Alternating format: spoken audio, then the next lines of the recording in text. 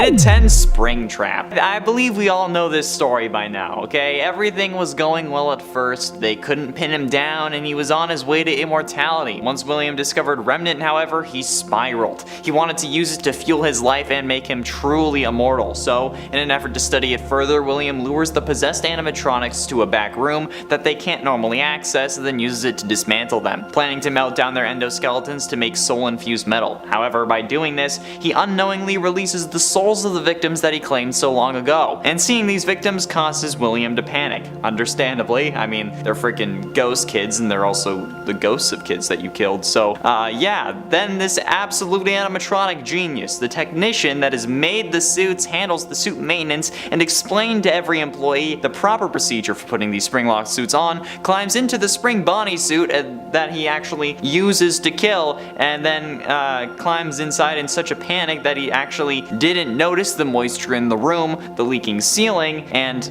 you know, literally everything else, probably also his sweat, which caused the Springlocks that were active in this moment, since it was in suit mode, to fail. And I feel like that moment is one of the most confusing mysteries. Why did he do that? He knows better. If he can avoid the cops for that long, why did he think that this was all just gonna be fine? Dude. In at 9, Cassidy. Cassidy is the most mysterious victim in the missing children's incident. Okay, her name was hidden for years, only being revealed in the survival logbook and then confirmed in the FNAF movie script Scott talked about in a post on Reddit. That script though was ultimately scrapped. And honestly, we don't really know much about her. We don't know how she died, and there are plenty of theories that claim to have evidence of her being a Springlock victim. Maybe William knew that would be an easier way than just, I don't know, a knife. I mean, after all, she does possess Golden Freddy, and some figure that he could be a Springlock suit that had the guts removed, hence the slumped over nature in his FNAF 1 and 2 forms. However, if this was the case, and Cassidy's body was in that suit, wouldn't they have found it when they were gutting the animatronic? But maybe, then again, William was the one who gutted it, considering how he was the suit technician. For a suit technician though,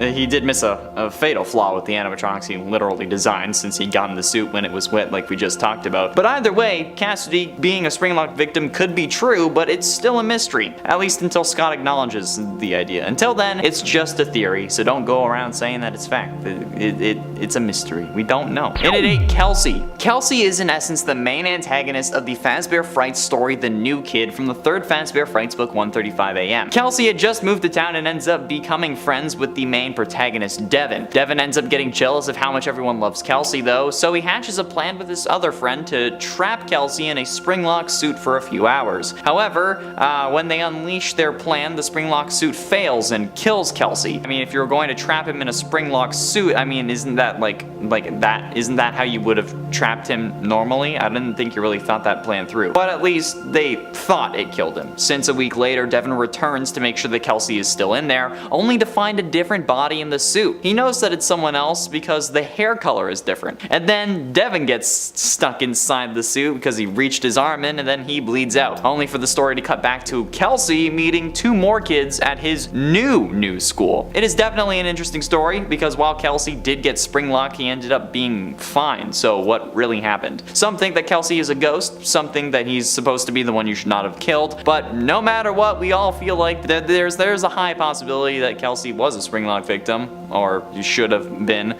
but we don't know how and we don't know when, but I mean, it's still a definite possibility, which makes it a mystery. Not really an impactful one though, so in at 8 it goes. Number 7, The Amazing Escape. William Afton in the books is much more lucky, or perhaps just more brilliant than his video game counterpart, at least when it comes to dodging Springlocks somehow.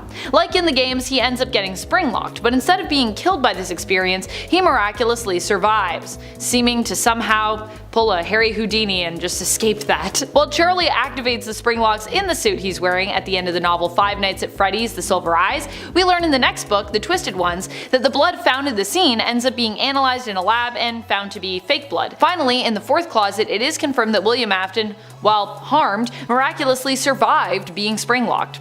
I don't know how this is possible, but it's a thing that happened. Pretty impressive considering in most other cases, it's pretty much a death sentence. Number 6. Triggered by wriggling off mini arenas. This is probably my favorite consequence when it comes to the spring locks malfunctioning. Likely because you yourself actually get to experience failure in a way. But obviously not in real life because that would be awful and horrible and extremely painful. Instead, you experience it in game. So although you can't feel it, you can't imagine what it would feel like, which honestly is also terrifying to do. This time when the spring locks fail, it is as a result of your movement. You are the one who must wriggle to shake off the mini arenas, which are climbing up the suit and attempting to kinda climb into it with you. If this happens enough times, the mini arenas jump scare will get triggered, implying your death by mini arenas. However, if you also wriggle too much to keep them off you, without winding the spring locks back up enough, you will trigger the spring locks release, which will also result in your death by being impaled by suit parts which are released by those spring locks. Yikes. Number 5. The fate of Shadow Freddy. Shadow Freddy is thought by some, in regards to lore, to have been a possible springlock victim. The consequences of this employee's springlock failure would be, of course, that they died. That's right, people believe that Shadow Freddy, who appears to be somewhat ghostly in nature, is actually the spirit of a former Freddy's employee, who died while wearing a springlock Freddy suit. It's believed that for one reason or another the suit malfunctioned, murdering its wearer. As a result, Shadow Freddy was born to haunt its former workplace, and was also likely one of the reasons that springlock suits stopped being used, at least temporarily.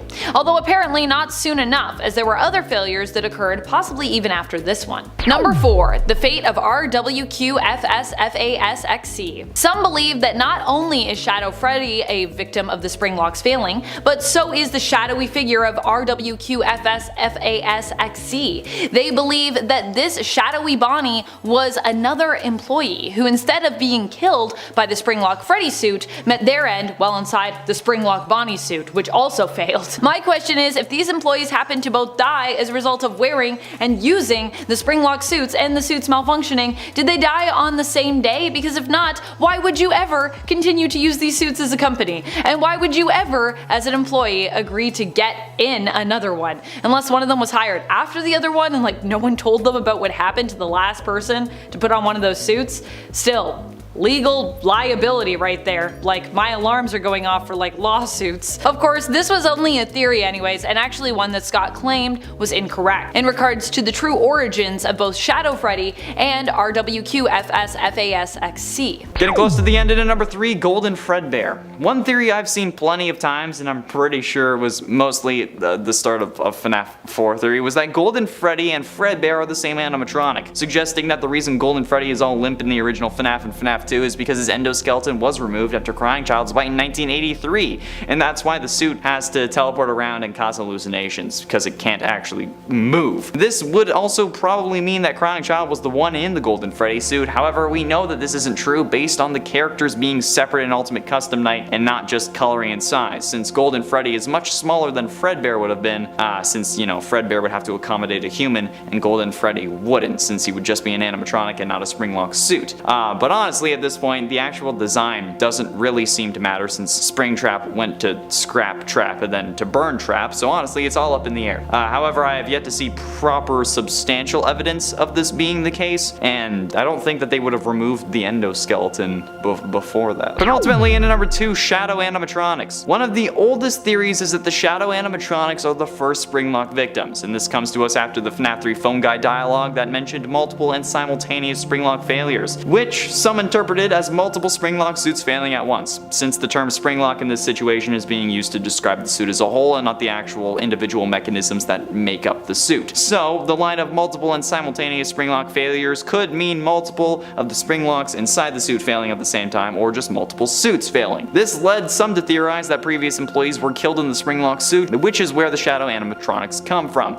This is supported by the fact that these are both shadows of Freddy and Bonnie, the two animatronics that have Springlock versions. I mean, there are some holes in this theory, because, you know, one of them looks like Toy Bonnie, and Toy Bonnie's not a Springlock suit, but there is potential that this is the case, because again, designs consistency doesn't really seem to matter anymore. And finally, in number 1, Double Trouble. Could William have suffered a Springlock failure before getting trapped in the Springlock Bonnie suit that we see in FNAF 3? It is possible, okay, and it certainly appears like this could be the case in the FNAF novels. Well, it is the case in the FNAF novels, but because of that, it could be the case in the games. Since William in the books is described to have scars that are consistent with a Springlock failure, Failure before actually becoming Springtrap in the books. So, could it have happened in the games? Could William have been the reason that the Springlock suits were actually retired? Since we do hear of the unfortunate incident at a sister location, so is that unfortunate incident instead William? There are plenty of people that it could be, but William having to deal with it would certainly get them put out of commission, because you know, he's kind of up there, and I mean, he doesn't really seem to care about anyone else, so if they failed on them, why would he retire them? But with William continuing to use the suit and putting it on after, you know, when like the room was wet in FNAF 3, this could be unlikely unless he just doesn't have the capacity for trauma, but it's still possible either way, okay? So since this list is about mysteries, I feel like this deserves to be on it. And you know what? Be the capstone. In at 9, Grim Fredbear. Grim Fredbear is one of the antagonists in Final Night's 3 Nightmares Awoken. He's only active on night 5 and is found by the left hallway. Grim Fredbear resembles the normal golden Fredbear, only with his suit glowing a deep purple color, while the interior of the suit glows a bright white. His upper face appears to be torn off, including his eyes, leaving an empty, hollow, gaping hole in its place, and the inside of the mask, though it appears like there is nothing inside, actually conceals a white, pale human head that can only be seen during the jump scare. And before you ask, yes,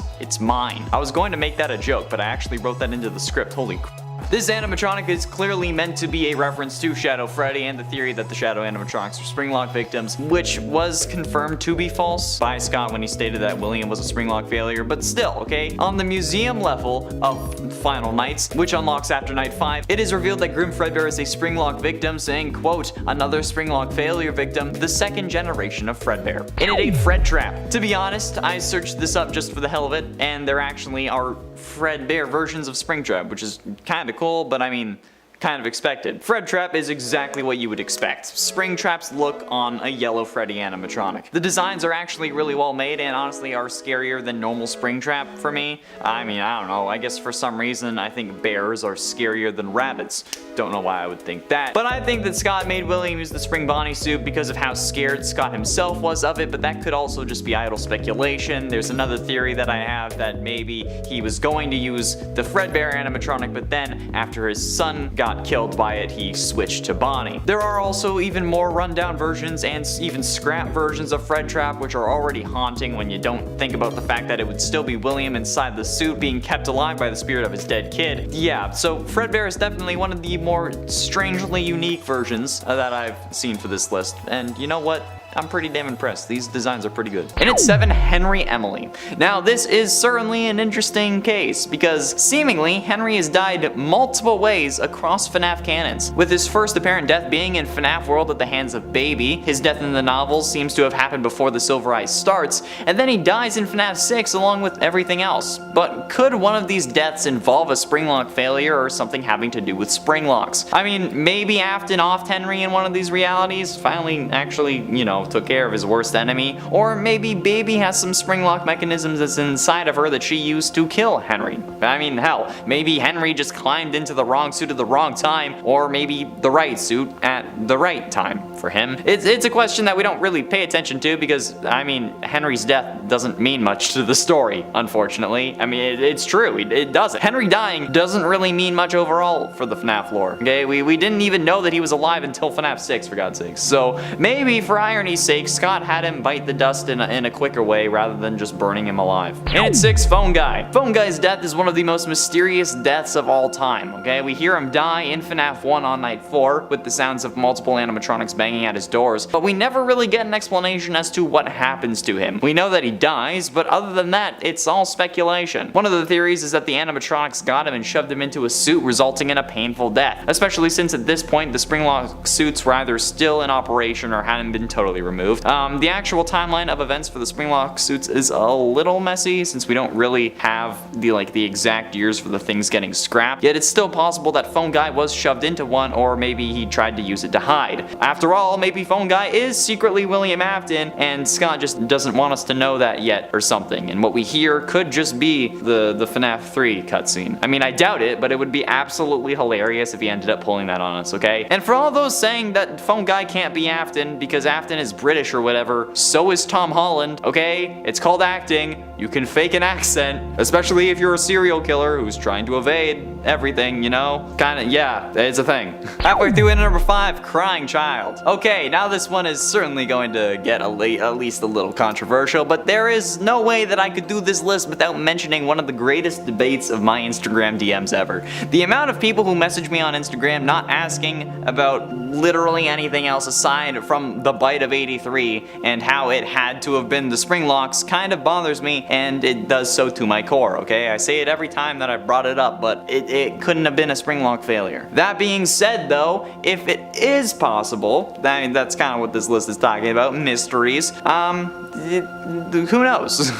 The reason I don't think it was a Springlock failure is because the Fredbear suit was already in animatronic mode, meaning that no Springlocks would have had the chance to fail, since keeping in mind a Springlock failure refers to the Springlock mechanisms used to move the robotic parts failing, meaning that all the actual like endoskeleton bits snap back into where they should have been, and that's why if someone's inside, that's a bad thing, you know, because you don't want to really be sharing your bone bits with metal bits, and there also would have been no Springlock mechanisms inside the mouth because there's no robotic bits between the jaws. But again, that's the whole thing. The jaw just moves up and down.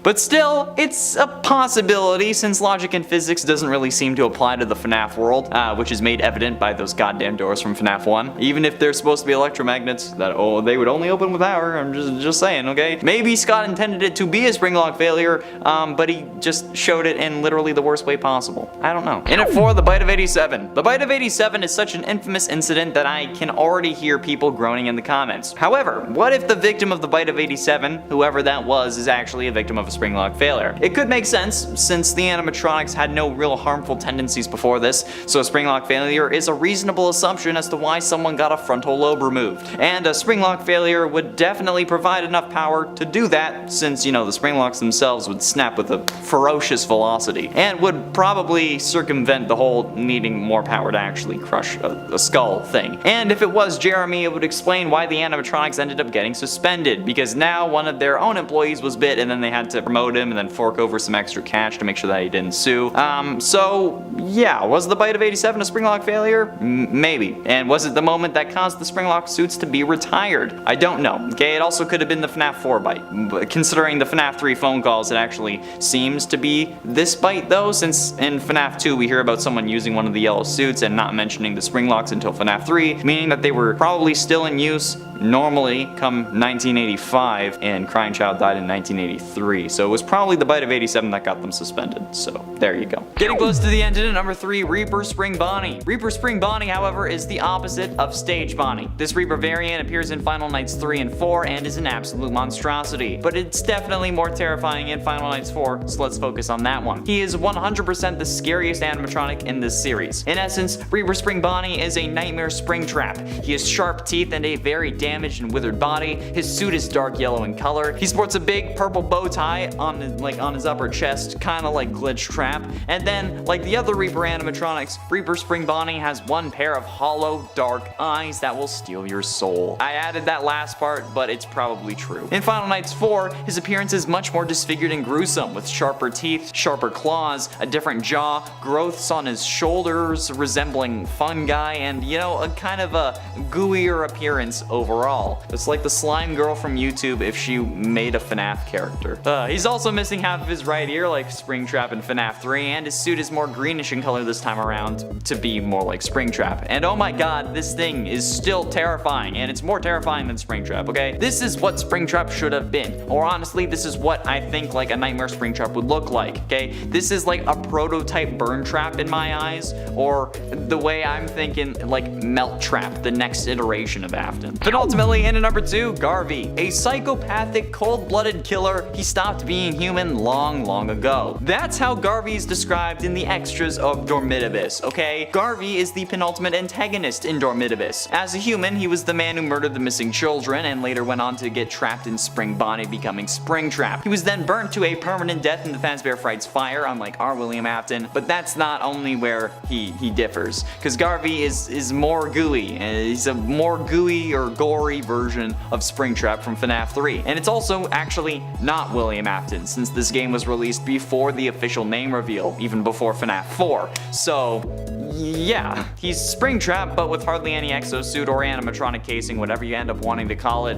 He crawls on all fours and uses his left hand as a foot and his left foot as a hand, like some demon monkey from hell that even Satan doesn't want around, okay? He's like trying to like send it away. He's like, yeah, no, don't. Like, you're seeing pictures, okay? Like, tell me, do you think that it shouldn't be on this list, okay? Because if you're saying that, you're lying. I can tell. And finally, in at number 1, you. Spoiler alert for a fan game. The fan game, which if I say the name will spoil it, so if you want to avoid spoilers, just go to the bloopers, but like, thanks for watching. But either way, I'll give you the chance to do that. Okay, there we go. That was your chance. You're done. A Shadow Over Freddy's is a FNAF fan game created by Fiznam on Game Jolt. It was released on the 25th of April 2018. And you know, since it was made by the same guy who is currently working on FNAF Plus for the Fazbear Fanverse, you know it's gonna be good. The gameplay of A Shadow Over Freddy's is a hybrid between a traditional point-and-click game and a free-roaming horror game. The player wakes up to find themselves with no memories in a black and white abandoned Freddy Fazbear's Pizza and is tasked with surviving 5 nights and escaping the restaurant. The player is given a different set of tasks each night and must complete said tasks before 6 AM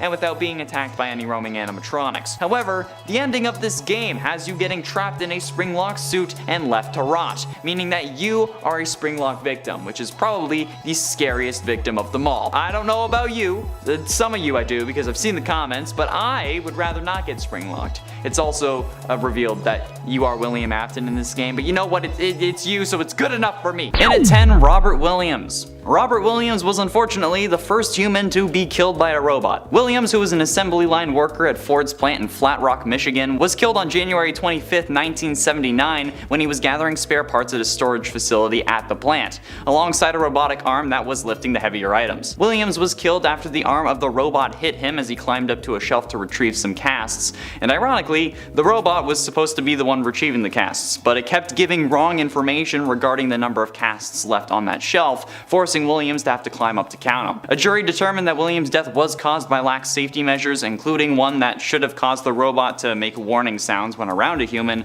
and the victim's family was awarded $10 million in damages. And a number of recommendations were made about improving safety standards when humans were working alongside robots, so that's something at least. And at 9, Kenji Arata. Kenji Arata was thought to be the second person killed by a robot, but the first Japanese man to be killed by one when he died at a Kawasaki Heavy Industries factory in Akashi, Japan in 1981. He was trying to repair the robot at the time of the accident until the robot pinned him against another machine and killed him. Attempts to free Arata from the robot's grip were unsuccessful. The robot had been taken offline for repairs and was separated from the other robots at the factory by a wire mesh fence, and it was supposed to remain shut down whenever anyone opened the door and entered the confines of the fence. Arata had, for some unknown reason, or at least a reason only known to himself, jumped over the fence into the area, therefore not activating the shutdown mechanism. His body rubbed against the machine and inadvertently switched it on, which caused it to come to life and pin him against another machine, which, yeah, that's... yeah, yikes. In at 8, Junior Wheel Inc. At Junior Wheel Inc., a motor vehicle parts manufacturing company located in Norton, Ohio, an employee tragically lost their life in 2001 due to an accident involving a robot on the assembly line. As the employee was cleaning up their work area at the end of their shift, they accidentally entered an area of the assembly line where the robots had not yet been deactivated. The robot, mistaking the employee for a machine that needed to be assembled, grabbed them by the neck and suffocated them by pinning them under a wheel rim. While not exactly the same, the idea of being pinned by a robot and suffocating seems like how I'd picture dying from a springlock failure. Most of this list isn't going to be exact one-for-ones, of course, since springlocks don't exist in the real world as they do in the games, but suffocation would probably be one of the ways you'd suffer the most if you didn't die instantly from all the robot parts. The springlock failures from the games being where the mechanism in the suits that holds back the robot parts enough for a human to use it as a costume break and allow the endoskeleton and whatnot to go back to where they'd be in animatronic mode. We haven't seen a true proper springlock endo, so we can't really be sure about where the parts would go, but if they didn't end up replacing your bones or organs and killing you instantly, I think suffocation would be a main factor behind the death, because I mean, there's gotta be a lot around that area. In at 6, Golden Call. As a human, when alive, Golden Call's name was Kyle. However, now he is a springlock victim stuck inside a Golden Freddy springlock suit. Golden Call has the typical rundown springlock suit vibe, similar to Springtrap. However, this is even more gruesome. His left ear is bent, he has bugs coming out of basically practically every hole in his body. Human eyes are hanging out of the animatronic's eye sockets. He's missing the exosuit on his right foot, and his character is holding a flesh-colored, at least colored, it's probably flesh-made, let's be honest, phone in his right hand that stays stuck to his head via more flesh or like blood tendril strands connecting to the side of his head, okay? It's horrifying. It's a monstrosity. And looking at his age on the wiki, Kyle was only 5 years old when he got spring-locked, which is absolutely nuts and just flat out horrible. So yeah, it's unfortunate. Yikes. This kid could have been the next best Fortnite player. Halfway through into number 5, Grim Chica. The first Springlock victim in the Final Night series, Grim Chica is the primary antagonist in Final Nights 3 Nightmares Awaken. Unlike the others though, she is not a Reaper animatronic. Grim Chica holds a strong appearance to the Springlock suits on the poster in the Night 3 cutscene, but her face plates are very hard to spot. She's also almost entirely purple. The glowing accents inside her suit resemble a human corpse. She lacks a bib unlike the original Chica, and overall her body is very slim like the original toy Chica, except for her hips, which appear to be much wider, which is making me all sorts of confused. And she lacks shoulders or upper arms, with her forearms protruding from her armpits.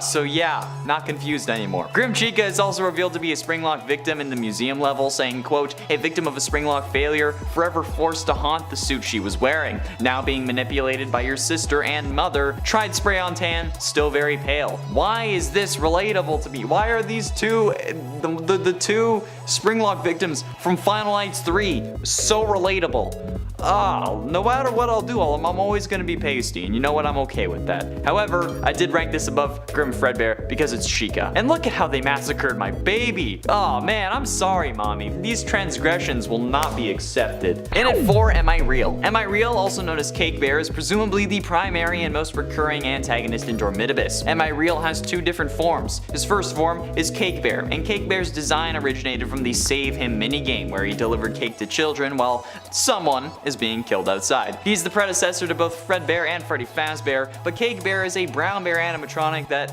also acts as a Springlock suit that appears in most of the main nights. Although they look slightly similar, the only similarities it really has to Freddy is that they both possess a top hat, are brown, have blue eyes, and are a bear, which I mean, I guess is the whole character. Am I Real's second form is the form that resembles Springtrap. This form has a green color, much like Springtrap does, and actually contains human remains.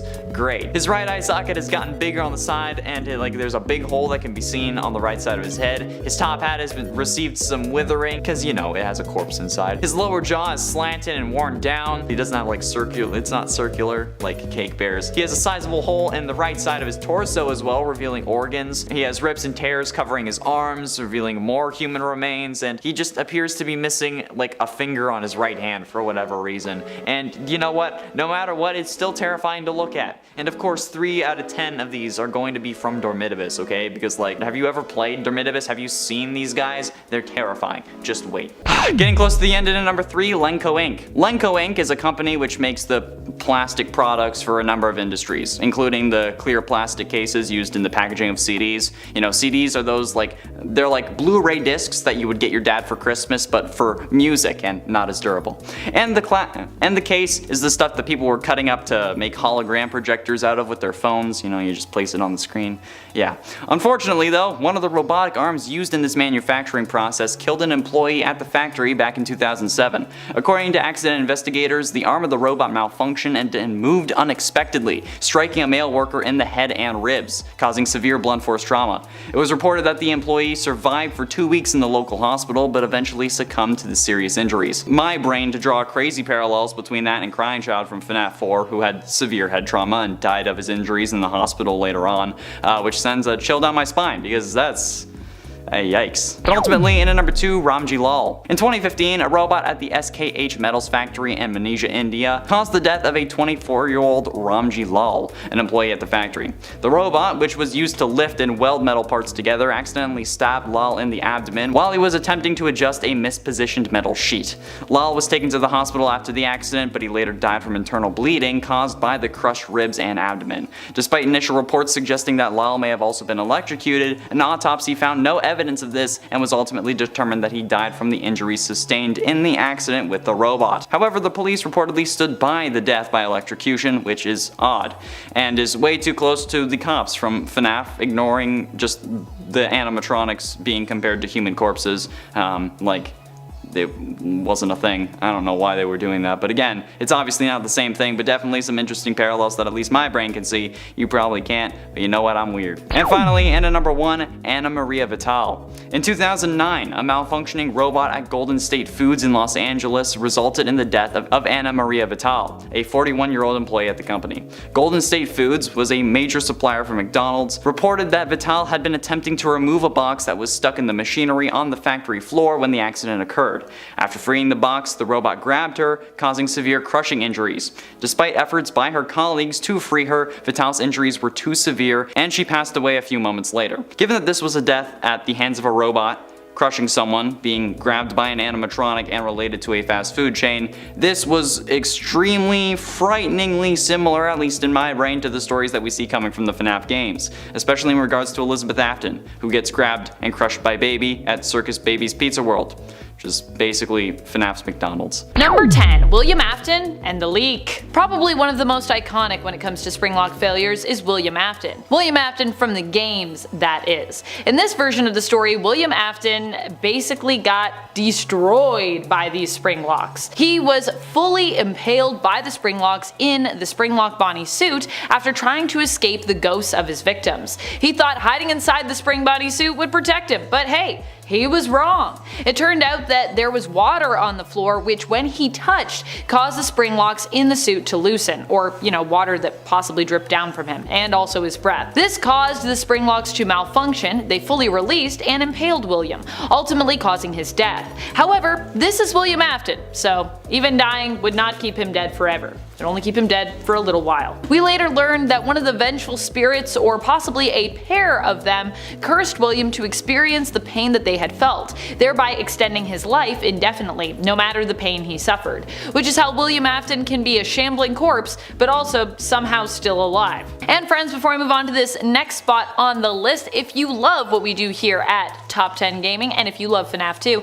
be sure to let us know by giving this video a thumbs up. Number 8. Can you springlock a ghost? To answer this question, we could turn to the Fazbear Frights book 135 AM, and one of the stories within its pages, titled The New Kid.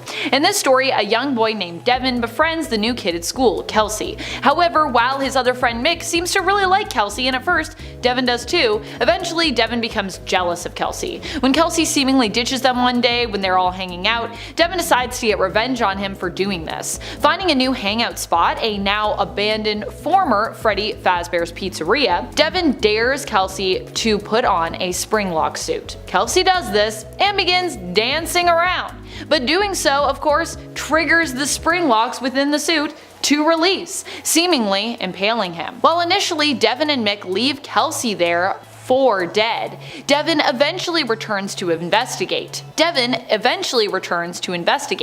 with Mick wondering if Kelsey might still be alive. When Devin does return, he doesn't see Kelsey in the suit, but later spots a black-haired ghostly figure within. It is implied that Kelsey is some kind of spirit of vengeance, possibly one of the spirits from the game lore that possessed Golden Freddy. And if you're wondering how we know that, well, later in the book we see that Kelsey is alive and well, seemingly, after he seemed to have been springlocked, so either he has superpowers or he a ghost. And it's 7, William Afton. I'm pretty sure that we all know this story by now, alright? Everything was going well at first. They couldn't pin him down, he was on his way to immortality, and then once William discovered Remnant though, he started to spiral. He wanted to use it for fuel and to make his life truly immortal, so in an effort to study it further, William lured the possessed animatronics to a back room that they couldn't access and dismantled them, planning to melt down their endoskeletons to make soul-infused metal. However, by doing this, he unknowingly released the souls of the victims that he had claimed so long ago, and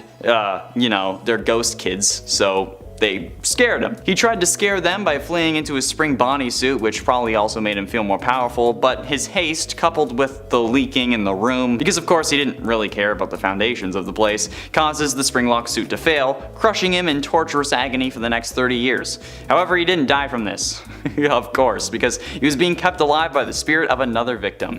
So he went on to live that agonizing pain for 30 years, but you know what? He deserved it. And you can't say that this doesn't belong on the list, okay? As the only actual Springlock failure to be confirmed as game canon, some are probably going to consider this the only one that should have been on the list, but hey, I make the rules. And at 6, Dallas police. On July 7, 2016, Micah Johnson carried out an attack in Dallas that resulted in the deaths of 5 police officers and injured 9 more officers and 2 civilians. The attack took place during a protest, and Johnson initially targeted 3 officers, killing them and wounding 3 more officers and 1 civilian. He then fled to El Centro College, where he attacked another officer before barricading himself inside and attacking some more. A standoff ensued, during which the police tried to negotiate with him, who threatened to set off explosives. The police offered him a choice to surrender or face the possibility of being confronted with force, and Johnson did not surrender. Thus, the police ultimately, using a robot equipped with a brick of C4,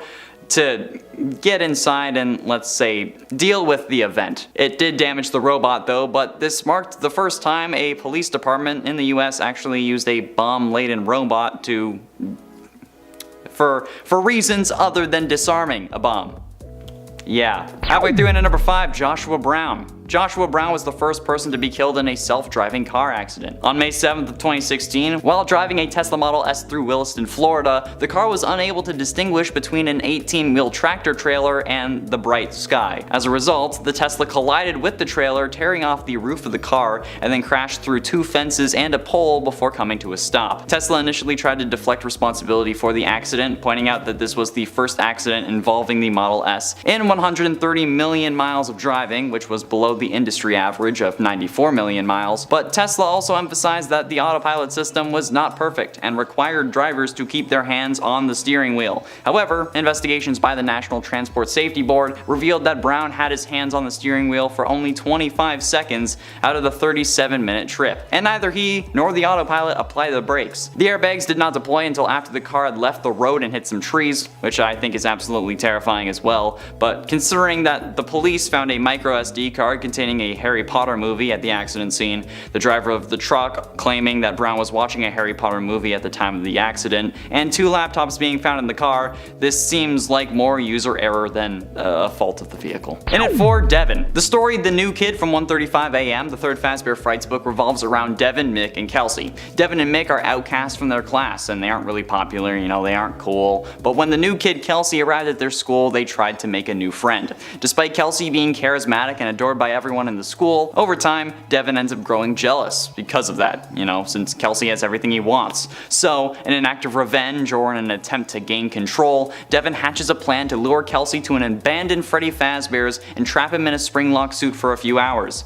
To try to humble him, I guess? I don't know. Why do you know what a springlock suit does? Do you just chill in it for an hour or 2? I don't know. Why do you know about this? Either way, the plan goes horribly wrong, and after getting in the suit, the springlocks fail, as expected, because it's a FNAF book, and it causes the blood to soak into the fur of the animatronic, pull on the ground, all the grisly scenes that you'd expect from this.